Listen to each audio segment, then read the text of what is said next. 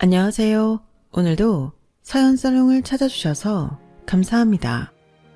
저는 내일 모레 환갑인 50대 후반 여성입니다. 올해 남편의 6번째 제사를 지냈고요. 현재는 남편이 남긴 집에서 남편이 남긴 돈으로 하고 싶은 거 다 하고 제 한 몸 아주 편안하게 살고 있어요. 살아생전 그렇게 저를 힘들게 하던 남편이었는데 아마도 하늘에서 자기 돈으로 제가 호의호식하고 있는 걸 보면서 많이 열받아 하고 있지 않을까 생각합니다. 저희 남편은 참 짠돌이었거든요. 그냥 사람 자체가 그러면 그것도 존중하겠는데 저랑 애들한테만 짜게 굴었어요. 그에 반면 남편은 자기가 벌어 자기 취미생활하고 자기네 식구, 즉 시댁 식구들 챙기는 데에만 돈을 후하게 썼는데 남편에게는 3명의 여동생이 있었어요. 그리고 하나같이 오빠 등에 빨대를 꽂고 누가 더 많이 빨아먹나 경쟁하는 것들이었는데 참고로 신우들이 저보다 다 어립니다. 그런데 오빠가 하도 저를 무시하고 함부로 하니 그 동생들도 저를 어려워하지 않았어요. 오히려 자기들도 저를 무시해도 된다고 생각하는지 명절 같은 날 시댁에 가면 그렇게 꼴불견일 수가 없는데요. 저희 신우들은 셋 다 시집을 갔어도 자기 시댁을 챙기는 인간은 하나도 없었어요. 그러면서 저한테는 자기 엄마한테 잘하라고 그렇게 시짜짓을 했는데 오죽하면 큰 매제들이 자기 와이프한테 너나 잘하라는 말을 했을 정도였죠. 그리고 그 큰 매제는 자기도 처가에 오기 싫다며 며느리 노릇 안 하니 자기도 사위 노릇 기대하지 말라고 하고는 그 이후 시댁의 모습을 보이지 않았어요. 그때 남편이 엄청 화가 나서 큰 매제한테 뭐라고 했는데 큰 매제가 저희 남편이랑 동갑이라 그런지 전혀 기세에 밀리지 않고 대등하게 싸웠는데요. 저희 남편은 자기가 돌아가신 시아버님 대신이라고 생각하는 인간이었어요. 그래서 동생들한테도 자기가 아빠 노릇을 대신해줘야 한다는 강박 같은 게 있었는데 그런 건 어릴 때부터 시어머니가 심어준 거였어요. 그러니 동생 3명 시집 보낼 때도 저희가 각자 2천만 원씩 해줬어야 했는데 저는 그것도 모르고 있었죠. 저 역시 남편한테 생활비를 받을 뿐 전체적인 돈 관리는 남편이 하고 있었거든요. 그리고 연봉이 그렇게 적지 않다고 알고 있는데도 생활비는 참 빠듯하게 줬어요. 애가 둘이고 학원에 가야 하는데도 사교육? 그거 다 필요 없는 거야. 그럼 학교가 왜 필요하나? 라고 말하며 생활비를 올려주지 않았는데 그래서 제가 부족한 돈은 벌어서 충당해야만 했죠. 학교에서 피아노랑 태권도 같은 건 가르쳐주지 않잖아요. 그리고 저는 우리 애만 기죽이고 싶지 않아서 신발이나 옷, 가방 같은 것도 좀 좋은 걸로 해주고 싶었는데 남편은 그런 쪽으로는 전부 쓸데없는 거라고 했어요. 그러면서 신우들이 라미네이트 하고 싶다고 하면 돈 주고 라섹 하고 싶다고 하면 돈 주고 심지어 막내 신우는 시집 가려면 성형수술 해야 한다고 하니 그 돈까지 해줬는데 자기 돈으로 자기 동생들 주는 거니 저는 신경 쓰지 말라고 하더군요. 지금 생각하면 저런 인간 뭐가 좋다고 진작에 갈라서지 않았나 싶은데 제가 젊었을 때는 그런 시대였어요. 이혼이 죄는 아니라고 하지만 큰 결격 사유가 없다면 그냥 사는 거였죠. 저도 그랬어요. 분명 뭐 하나 도움되는 남편도 아니고 애들 아빠도 아니었는데 그래도 아빠 없는 애들은 만들고 싶지 않았죠. 적어도 애들 시집장가 갈 때까지는 참고 갈라서더라도 그때 갈라서야겠다는 마음이었는데요.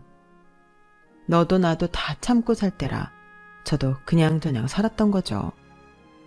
그래도 애들은 참 착했어요. 특히 큰딸이 제 마음을 많이 알아줬는데 새끼들이 있으니 사는 게 마냥 고달프지도 않았죠. 내 새끼 먹이고 입히고 또 배우고 싶은 거 있으면 배우게 해주는 게 그렇게 뿌듯할 수가 없었어요. 하지만 그러면 그럴수록 생활비는 쪼들렸고 남편에게 정당하게 생활비를 더 달라고 하면 제가 손이 커서 돈이 부족한 거라며 안 된다고 했는데요.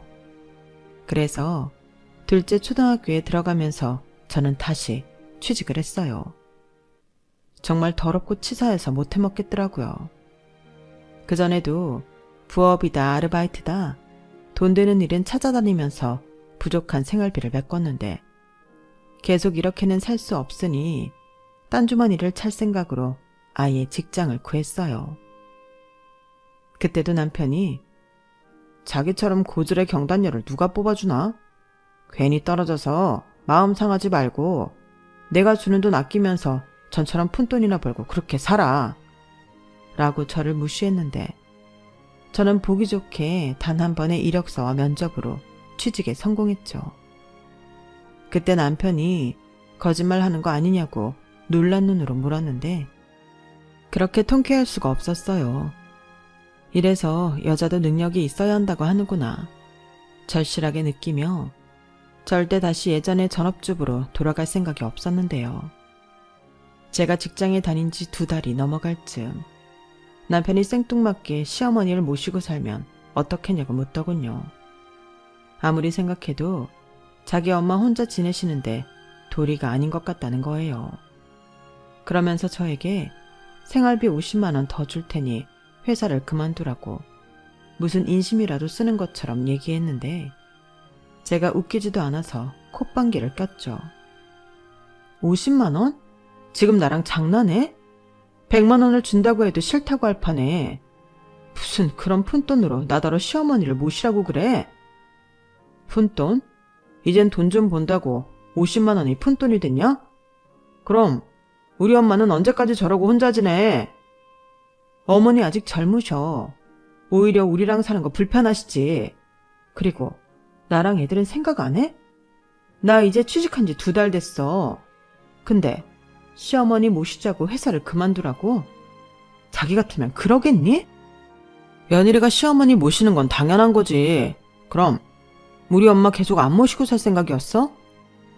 솔직히 그런 생각 안 하고 살았어. 막말로 우리가 남는 방도 없는데 어머니를 어떻게 모셔? 거실에서 지내시라고 그래? 아니면 어머니한테 안방 드리고 우리가 거실 써? 애들 방 있잖아. 애들 같이 쓰라고 하고 남는 방 우리 엄마 드리면 되지. 진짜 답답하네. 애들 남매야. 유치원생도 아니고 둘 다 초등학생인데 어떻게 남매를 같은 방을 쓰라고 해? 됐고 괜히 내가 회사 다닌다고 집에 들어 앉혀놓고 싶은가 본데 억지 그만 써.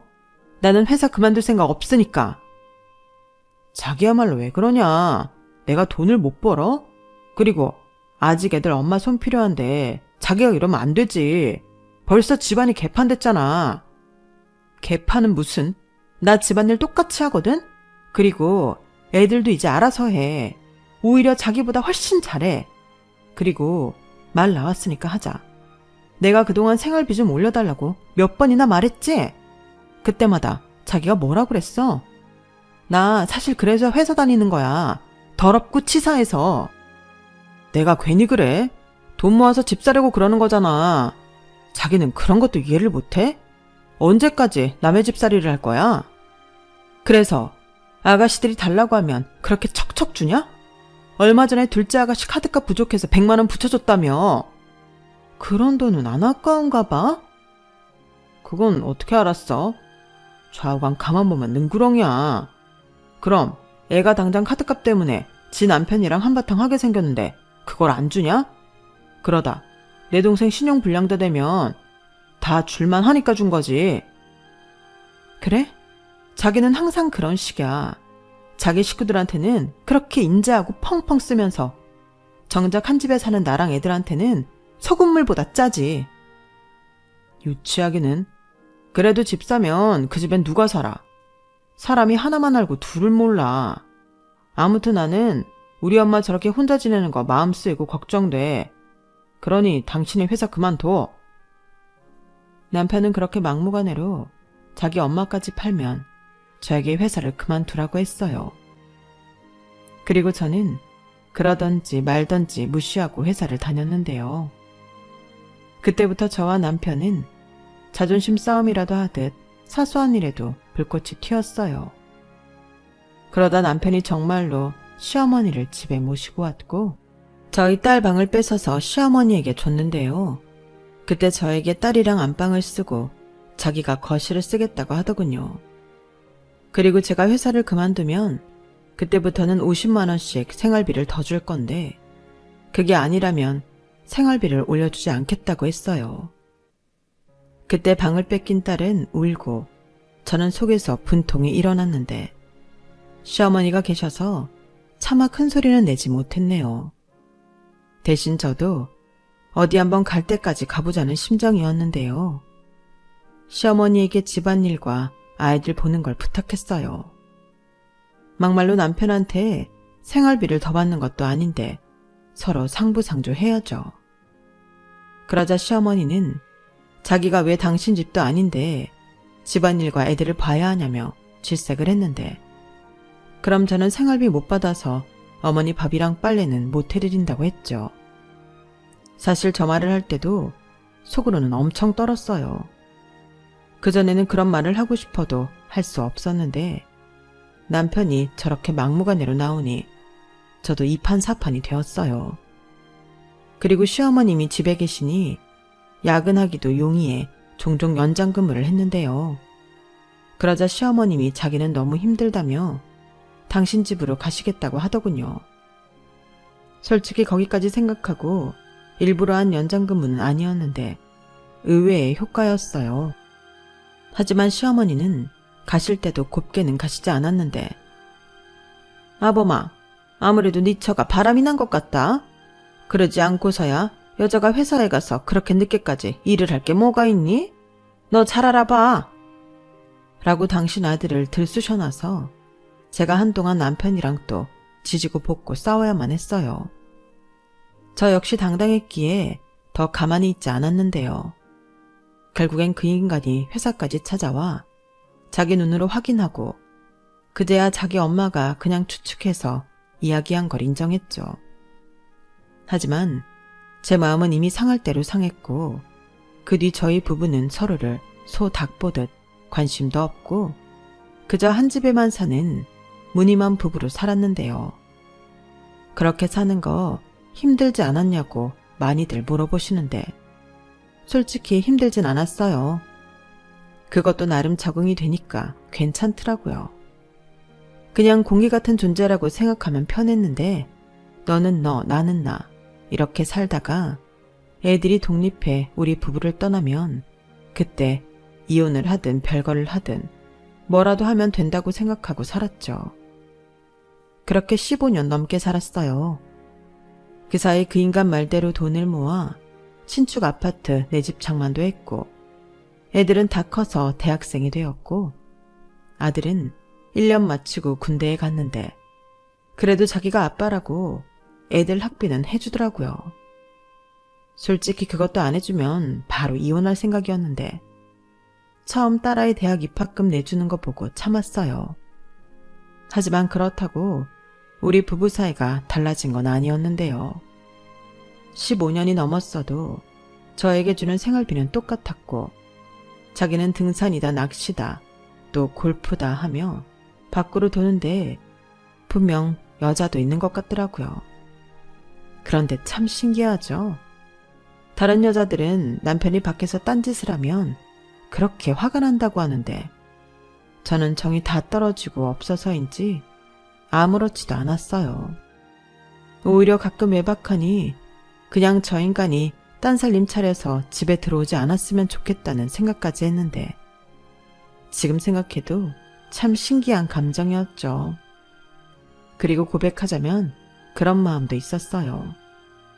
지금까지 참고 산 세월이 있는데 이제 와서 이혼해주기는 아깝다는 생각이 들었죠. 그러면서 나도 저 인간이랑 살면서 희생하고 고생한 거 제대로 된 보상이라도 받아야겠다는 마음이 있었어요. 가족끼리 보상 어쩌고 하는 것도 웃긴 얘기지만 그냥 서류상의 가족이고 부부였지 저랑 남편은 남보다도 못한 관계였던 터라 그 인간한테 무슨 일이 생겼다고 해도 전혀 신경 쓸 것 같지 않았는데 어느 날 그 인간이 다 죽어가는 얼굴로 자기 병원에 입원해야 한다고 하더군요. 입원? 당신이 왜? 내가 자기 걱정할 것 같아서 말을 안 했는데 내가 얼마 전에 얼굴이 하도 거무죽죽해져서 병원에 가봤거든. 주변에서 하도 이상하다고 검사 받아보라고 해서 검사를 했는데 나 간암이래. 수술도 지금은 효과가 없고 이식을 해야 살 수 있다고 하는데 자기야, 나 이제 어떡하냐? 순간 제 머리에서는 어떤 생각도 떠오르지 않았어요. 고소하다라든지 잘됐다라든지 그런 생각도 들지 않았는데 그냥 어안이 벙벙 하더라고요. 그리고 시간이 지나 더 황당하고 기분 나쁜 얘기를 들었는데요.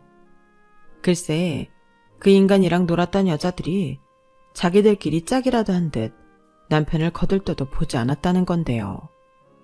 그래서 풀이 잔뜩 죽어서 조강지처인 저에게로 온 거더라고요.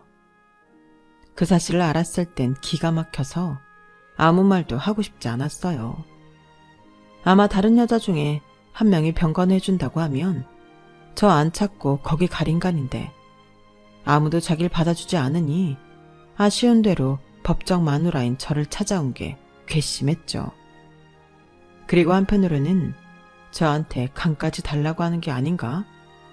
가슴이 철렁했는데요. 솔직히 뭐 예쁜 남편이라고 간까지 주고 싶지는 않았거든요. 그리고 남편이 병원에 입원하고 모든 사실을 알게 된 시어머니는 제가 남편 건강관리를 잘못해서 이런 일이 생겼다고 저를 원망했는데요. 그래서 말했죠. 어머니, 저 사람 여태 다른 여자들이랑 붙어 먹다가 버림받아서 저한테 다시 온 거예요.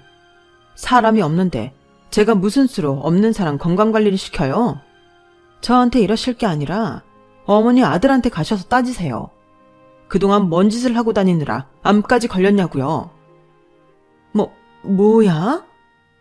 시어머니는 제가 지지 않고 잔뜩 기가 살아 말을 하자 혈압이 오르신 듯 뒤로 휘청거리시며 주저앉았어요. 그리고 부부는 일심동체니 제 간을 떼서 자기 아들한테 주라고 했는데 제가 싫다고 바로 거절했죠.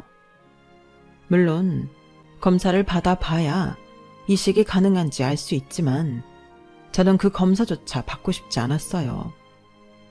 그러자 시어머니는 그럼 우리 애들이 줘야 한다며 입에 거품을 물었는데 제가 절대 안 된다고 했죠. 그렇게 주고 싶으면 어머니 본인이나 오빠 돈 펑펑 쓴 동생들이 줘야 하는 거 아니냐고.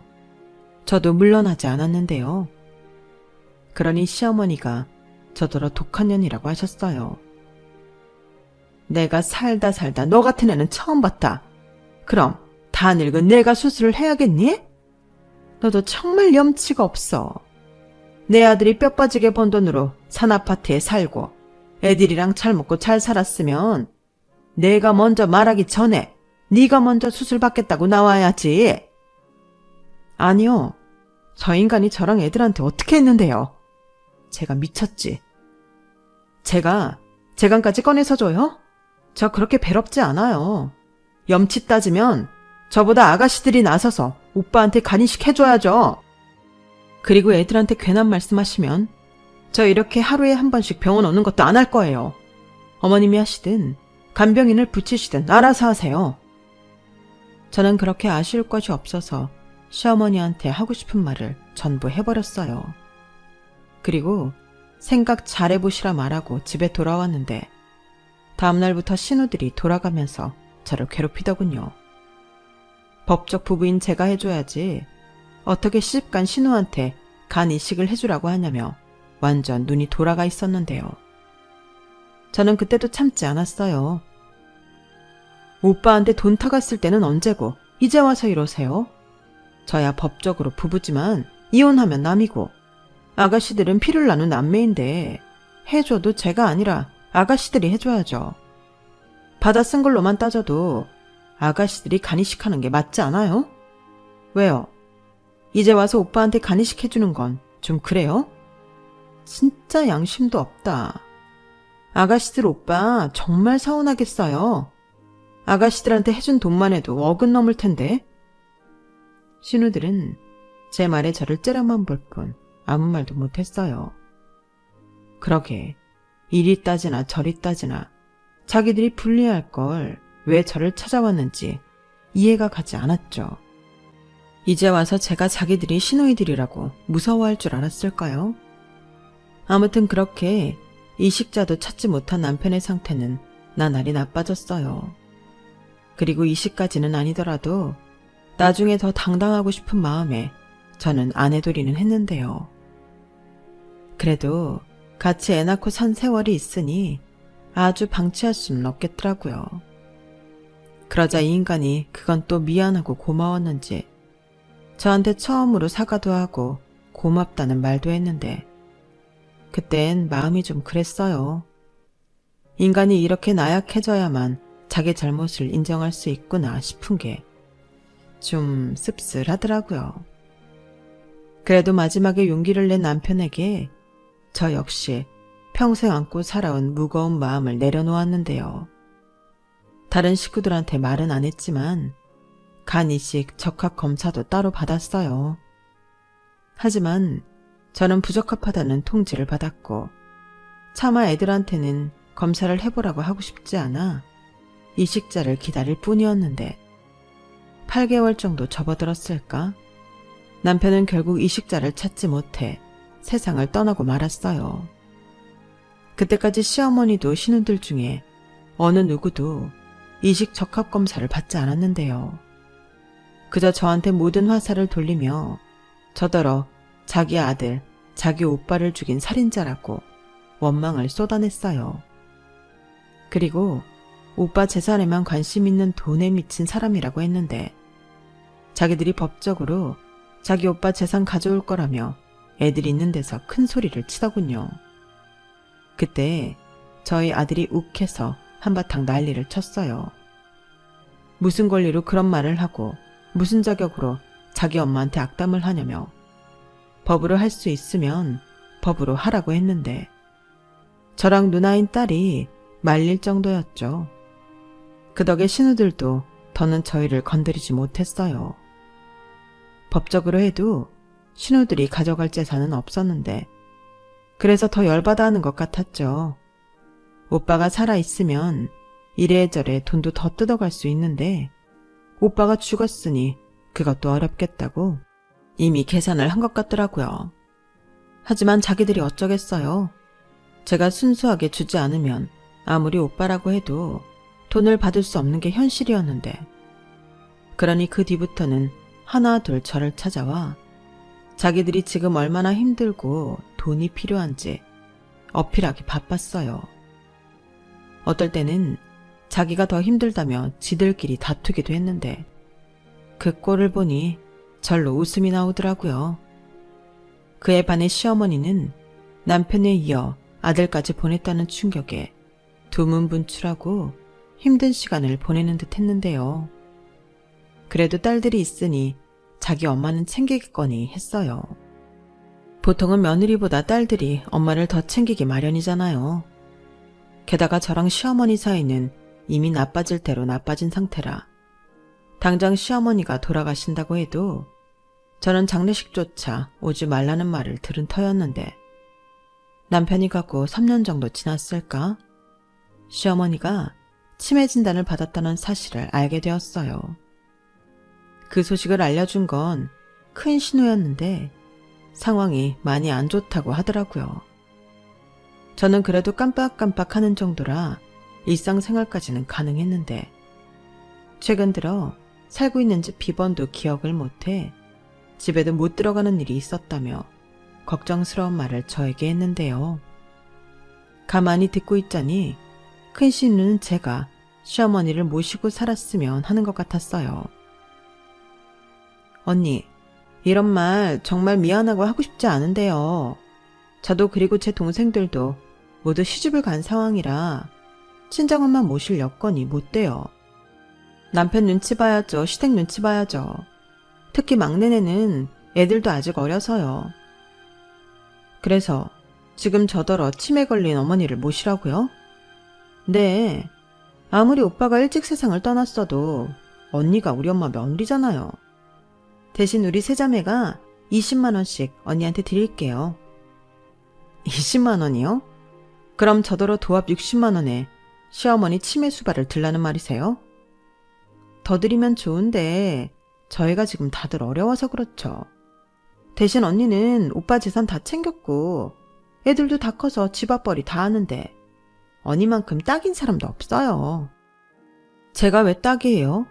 저도 지금 직장 다녀요. 막말로 제가 받는 월급만큼은 준다고 해도 고민할 마당에 60만 원 받고 다니던 직장도 때려치워요? 아가씨 같으면 그렇게 하겠어요?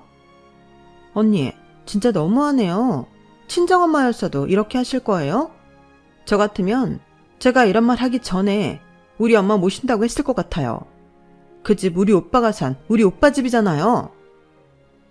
제가 왜 그 말 안 하나 했네요. 아가씨는 내가 오빠랑 어떻게 산지 몰라요? 저 오빠한테 제대로 생활비 못 받았다고요. 오빠는 자기 돈이라고 펑펑 쓰고 이 여자 저 여자 바람 피우며 살았어요. 그 대가로 받은 집인데 제가 공짜로 받았다고 생각하세요? 아, 그뿐만이 아니죠. 오빠 가기 전까지 병수발은 또 누가 했는데요? 큰 신우는 제 말에 아무 말도 못하고 전화를 끊었어요. 그리고 저 역시 치매에 걸린 시어머니를 저에게 떠밀려고 하는 신우의 속내에 화가 치밀었는데요. 그도 그럴 게 딸애가 작년에 결혼해 나가고 아들도 회사 근처로 가서 살고 싶다고 독립해 이제 혼자 자유롭게 살게 되어 신이 나 있던 참이었거든요. 24세 결혼해 시집살이 8년 하고 애들 키우고 남편 같지 않은 남편이랑 살면서 좋은 시절 다 보냈지만 아직은 젊다고 생각해 남편이 남긴 돈으로 그동안 못해본 것들 실컷 하며 남은 여생을 살고 싶었는데 제 남은 여생을 치매 걸린 시어머니를 모시라니 저는 절대 그러고 싶지 않았어요. 저도 한 번쯤은 제가 바라는 인생을 살아야죠. 하지만 신우들은 하나같이 제가 남편 돈을 모두 챙겼기 때문에 그에 세트로 시어머니까지 제가 책임져야 계산이 맞다고 주장했는데 제가 워낙 수긍하지 않으니 시누이들이 저희 집에 몰려왔더군요. 그 모습은 마치 빚쟁이가 빚 받으러 갈 때 거지로 온 그런 모습이었는데 솔직히 예상은 하고 있었어요. 그러니 대비도 하고 있었죠. 그래서 놀라지도 않고 아무렇지 않게 안에 들어가서 얘기하자고 문을 열어줬는데요. 오히려 제 덤덤한 모습에 신우들이 당황했어요. 그리고 저는 차분하게 냉장고에서 오렌지 주스를 따라주며 여기까지 와도 소용없어요. 이거나 시원하게 드시고 가세요. 라고 말했는데 막내 신우와 둘째 신우가 다짜고짜 그러더군요. 언니, 정말 이럴 거예요? 같은 여자끼리 서로 입장 헤아려줄 수 있잖아요. 언니는 이제 남편도 없고 애들도 다 나가서 사는데 여기서 언니 말고 누가 우리 엄마를 돌봐요? 맞아요. 집도 혼자 쓰기 넓잖아요. 혼자 있으면 외롭기만 하지. 저 하나도 안 외로워요. 그리고 친딸이 셋씩이나 있는데 남의 딸인 제가 왜 어머니를 모셔요? 뭐 사이가 좋았으면 말도 안 해. 아시잖아요. 저랑 어머니 사이가 얼마나 나쁜지. 그야 오빠 살아있을 때고 또 치매 걸리기 전이죠. 지금은 별로 기억도 남아있지 않고 다 잊어서 괜찮아요. 그렇게 괜찮으면 작은 아가씨가 모시면 되겠네요. 언니! 조용히 해. 저기 언니, 그럼 저희가 돈을 좀 더 드리면 어때요? 전에 20만 원씩 드린다고 했는데 저희가 30만 원씩 드릴게요. 큰언니, 그게 무슨 소리야? 왜 우리랑 상의도 하지 않고 언니 마음대로 돈을 올려? 막말로 지금 언니가 오빠 돈을 얼마나 챙겼는지도 우린 모르잖아. 나는 싫어. 한 푼도 주고 싶지 않다고. 참 기가 막힌 꼬라지였어요. 그렇게 오빠한테 돈 받아 챙길 때는 언제고 자기 엄마한테 부탁하면서 내 돈은 아깝다고 쌩 난리를 치는지 그 모습이 참 꼴사나워 보이더라고요. 그리고 어떻게든 자기들은 치매 걸린 노모를 모실 생각이 없어 보였는데요. 그래서 제가 한 가지 아이디어를 냈어요. 그럼 이렇게 해요. 다들 직접 모시는 건 힘들다고 하니 저까지 포함해서 n분의 1로 치매 전문 요양병원에 모시자고요. 이게 현실적인 대안 아닌가요? 네? 지금 우리 엄마를 시설에 보내자는 거예요? 어떻게 그런 말을 아무렇지 않게 해요? 아, 자기 엄마 아니라고 그러는 건가? 진짜 너무하네. 왜? 그냥 아무도 모르는데 갖다 버리자고 하지? 지금 너무한 사람이 설마 나예요? 그러는 작은 아가씨는 시설에도 못 보내겠다. 내가 모시지도 못한다. 돈도 아까워서 못 낸다. 그럼 어쩌자고요? 막말로 아가씨 엄마지 우리 엄마가 아니에요. 언니, 그러지 말고 언니가 한 번만 희생해요. 언니가 유일한 며느리고 여기 집도 오빠 집인데 우리 엄마가 여기 와서 못 지낼 이유가 없죠. 큰언니 말처럼 30만 원씩 드릴 테니 여기서 합의해요.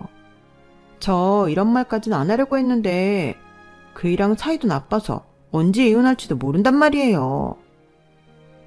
그거야 죄송하지만 막내 아가씨 사정이고요. 저는 여기까지가 최선이에요. 정말 웃겨? 그럼 언니가 이 집 우리한테 줘요. 여기 우리 오빠 집이고 우리는 이거 팔아서 우리 엄마 모시든 우리가 알아서 할 테니 우리 오빠 거 다 두고 언니는 빠지라고요. 미쳤어요? 아니 지금 보니까 치매 걸린 엄마 때문에 온 게 아니라 오빠 돈 내놓으라고 강짜 부리러 왔네. 전에도 분명 말했을 텐데요. 법으로 가져갈 수 있으면 가져가라고요. 나 이 정도는 받을 권리 있어요. 내가 어떻게 산지 몰라요? 나처럼 살라고 하면 살 수나 있고요. 아까 누가 그랬죠? 같은 여자끼리 입장 헤아려 주자고. 근데 지금까지 살면서 내 입장 헤아려 준 사람 있었나? 됐고 이제 그만하고 내 집에서 나가요. 못 나가. 이 집을 내놓든가 아니면 우리 엄마를 모시든가 둘 중에 하나만 선택해. 그래요. 작은 언니 말이 100번 맞네. 선택해요. 언니, 나도 그러고 싶지는 않지만 어쩔 수 없네요. 언니가 막무가내로 나오니 우리도 이럴 수밖에 없어요. 그러지 말고 그냥 우리 엄마 모시고 살아요. 노인네 살아봤자 얼마나 살아. 언니 이렇게 끝까지 우리 엄마한테 불효하면 나중에 천벌 받아요. 천벌이요? 지금 말 다 했어요? 자기들은 자기 엄마 모시기 싫어서 여기까지 와놓고 나는 천벌을 받는다고요? 저는 신우들의 뻔뻔함에 치가 떨렸어요. 그래서 자리에서 벌떡 일어나 안방으로 갔는데요. 사실 남편 장례를 마치고 남편 물건을 정리하는데 기가 막힌 걸 발견했었거든요. 그냥 자기 동생한테 퍼주기만 하는 인간인 줄 알았더니 자기 동생들한테 돈을 빌려주고 그걸 다 차용증으로 만들어 놓은 장부를 발견한 거예요. 거기에 보면 언제까지 어떻게 갚겠다는 내용도 상세하게 적혀 있었는데 남편도 신우들도 그런 얘기는 저한테 한 적이 없었기 때문에 차용증이 있을 거라는 건 꿈에도 몰랐어요. 그래서 신우들이 법적으로 자기 오빠 재산 어쩌고 하면 이걸 내밀 생각에 잘 보관하고 있었는데 그걸 꺼내와야겠다는 생각이 바로 들었죠. 그래서 제가 그 장부를 펼쳐서 한 명 한 명 이름을 부르고 금액을 불러줬어요. 그러자 신우들 얼굴이 사색이 되었는데 제가 그 장부를 발견할 거란 생각은 멍청하게도 못했던 모양이더군요. 하지만 이내 작은 신우가 저한테 그랬는데요.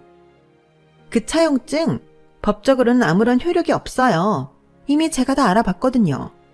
그리고 돈 받을 사람도 죽었으니 그 돈 갚을 필요도 없는데 이제 와서 그걸 왜 꺼내와요?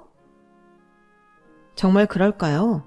여기 언제까지 돈 갚는다고 되어 있는데 제가 그이 통장 정리할 때 내역 보니 갚은 기록은 없던데 설마 현금으로 따로 갚으셨어요? 그럼 영수증이라도 갖고 있어야 증명이 될 텐데. 뭐래? 지금 작은 언니가 법적 효과 없다고 했잖아요. 그게요. 저도 알아봤는데 상속인이 고인의 채권까지도 상속받는 거라고 하더라고요. 여기 이렇게 증거까지 있으니 저는 이걸로 대여금 반환 청구 소송을 할 수 있다고 하는데 그건 모르셨어요? 네? 그게 무슨... 언니? 정말이야? 언니가 아까 다 알아봤다며. 우리 저 돈 정말로 갚아야 해, 큰언니? 조용히 좀 해. 언니, 이제 와서 그러지 마요. 막말로 우리가 언니 돈 빌려 쓴 것도 아니고 오빠는 그거 그냥 형식으로만 썼지 정말 받을 생각도 없었어요. 그건 내가 들어서 알아요. 그래요? 그럼 그 증거는요? 저도 뭐 솔직히 이 돈까지 받을 생각은 없었어요. 그런데 지금 여기 와서 집을 내놔라, 오빠 돈 내놔라, 아니면 치매 걸린 엄마 책임져라 이런 말까지 듣는데 제가 어떻게 이 돈을 안 받아요.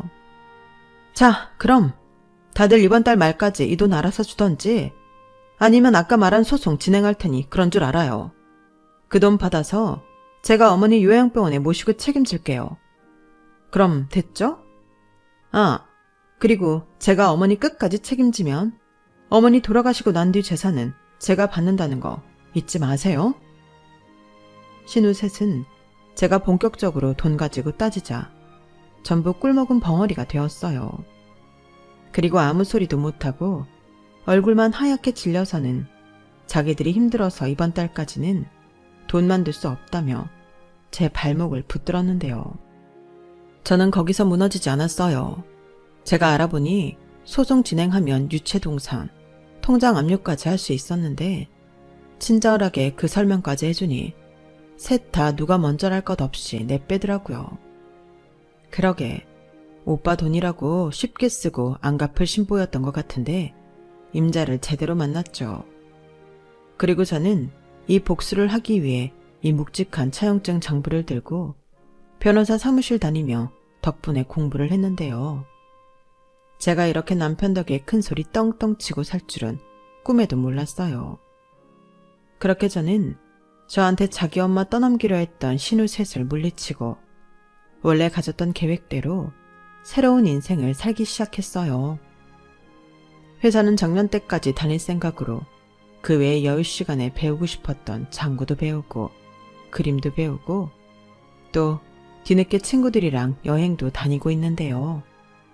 예전에는 저를 부러워하는 친구들은 단 한 명도 없었는데 지금은 전부 저를 부러워합니다. 완전히 신세가 역전된 거죠. 전에는 친구들이 그런 남편이랑 무슨 미련이 남아서 이혼 안 하고 버티냐고 하더니 이제는 뒤늦게 팔자가 피려고 그렇게 끝까지 참았냐며 저에게 인간 승리라고 하더라고요. 뭐 물론 제가 그 인간 덕으로 뒤늦게 이런 편안한 생활을 하게 될 줄은 몰랐지만 그래도 그 인간이 마지막엔 저한테 이로운 짓은 하나 하고 갔구나. 세상 고맙다는 생각이 들어요. 처음에 그 인간이 간암에 걸렸다고 다시 집으로 왔을 땐 그것도 밉게만 보이더니 지금 생각해보면 그 시간이 그래도 우리가 살면서 부부로 함께 있던 시간이 아니었나 싶습니다. 어쩌면 그런 시간을 좀 가지라고 하늘에서 누군가 기회를 줬을지도 모르겠는데요. 만약 제가 간이식 적합검사에서 적합 판정이 나왔다면 어떻게 되었을까? 가끔 상상을 하곤 해요. 다시 그 인간 때문에 속 썩으면서 살 수도 있고 또 뒤늦게 자기 잘못을 뉘우쳐 제법 사이좋게 지낼 수도 있었겠다. 뭐 그런저런 생각이 드는데 그저 생각일 뿐 이젠 저도 그 인간도 다 내려놓고 편안해지길 바랍니다. 장부가 있던 것도 그렇고 남편 통장에 그래도 제법 많은 돈이 있던 걸 봐서는 그래도 아주 생각이 없는 인간 말종은 아니었나 봐요. 하기사 마지막에는 미안하다고 고맙다 하고 갔으니 앞으로 제가 살아있는 동안은 남편 재산은 잘 지내줄 생각입니다. 누가 그러더라고요. 부부의 연이라는 게 전생의 악연에서 시작해 다시 태어나 사랑으로 맺어지는 인연이라고요. 그럼 이번 생에도 우리는 제법 악연으로 살았으니 어쩌면 다음 생에 또 부부의 인연으로 만날지도 모른다는 생각이 드는데요. 제 과거를 생각하면 다시는 만나고 싶지 않은 인간이지만 다음 생에 또 부부로 만나야 한다면 그때는 그 인간과 제가 정말로 사랑으로 맺어지는 그런 인연이었으면 좋겠어요. 아니, 다음 생에는 제가 좀 그 인간을 괴롭혀줘도 괜찮을 것 같네요. 시간이라는 게 이렇게 원수 같은 인간도 용서하게 만드나 봅니다. 그리고 신우들은 결국엔 자기들이 치매 걸린 엄마를 책임지지 못하고 지방에 있는 요양병원으로 모신 모양인데 거기가 시어머니의 큰오빠가 계신 걸로 알아요. 결국엔 끝까지 남의 손에 자기 엄마를 맡긴 못난 세자매인데 들리는 소문에 막내 신우는 정말로 매제한테 이혼당하고 큰 매제는 저희 남편처럼 바람을 피고 있는 것 같은데 큰 신우가 이혼은 하지 않고 상간녀 소송만 한다고 바쁜 모양이에요. 그리고 제가 제일 싫어하는 작은 신우는 그 사이 또 사채빚을 지고 도망자 신세가 된 모양인데 그냥 셋 다 깔끔하게 폭삭 망하고 천벌받았으면 좋겠습니다. 남의 가슴에 비수를 꽂으면 자기 가슴에도 비수가 꽂힐 수 있다는 걸 알아야죠. 제가 그리 많은 인생을 산 건 아니지만 그래도 인간 사라는 게 아주 불공평한 건 아닌 것 같습니다. 젊었을 때는 남편과 시자 식구들 원망하며 착한 애들만 보고 살았는데 이제는 그렇게 마음고생한 거 모두 보상받고 행복하게 살 날만 남은 것 같아 저는 더 건강하게 오래 살고 싶은 바람입니다. 어떻게 갖게 된 자유와 행복인데요. 그리고 끝으로 바람이 있다면 딸은 저랑 같은 인생이 아닌 결혼을 하더라도 사랑받고 존중받는 그런 인생을 살았으면 좋겠고 아들은 지 아빠가 한 짓들을 생각해 그 반대로만 살았으면 좋겠어요. 어쩌면 우리 애들은 어떻게 살면 좋을까란 질문에 답을 이미 알고 있는 거나 다름이 없다고 생각하는데요. 부디 저희 아이들도 자기 인생 멋지고 행복하게 잘 꾸려갔으면 더 바랄 것이 없을 것 같습니다. 결국 인생은 행복하게 살기 위해 노력하는 거잖아요. 전에는 왜 이렇게까지 나 혼자만 힘들게 살아야 하나 절망도 많이 했는데 이런 날이 오려고 그랬나 봐요. 그러니 지금 현재 너무 힘든 시간을 보내고 계신다면 절대 포기하지 마십시오. 저처럼 분명 보상받는 날이 올 거거든요. 힘든 만큼 보상은 더 크다는 거 잊지 마시고 오늘 하루도 희망을 놓지 않으셨으면 합니다. 제 사연은 여기까지예요. 그래도 재미있게 들어주셨길 바라며 지금까지 제 사연 들어주셔서 대단히 감사해요. 늘 건강하시고 행복하시길 바라며 저는 이만 물러가겠습니다. 안녕히 계세요. 여러분, 사연 댓글에 응원과 현명한 조언 부탁드려요. 좋아요와 구독은 저에게 큰 힘이 됩니다. 오늘도 좋은 일 가득하세요.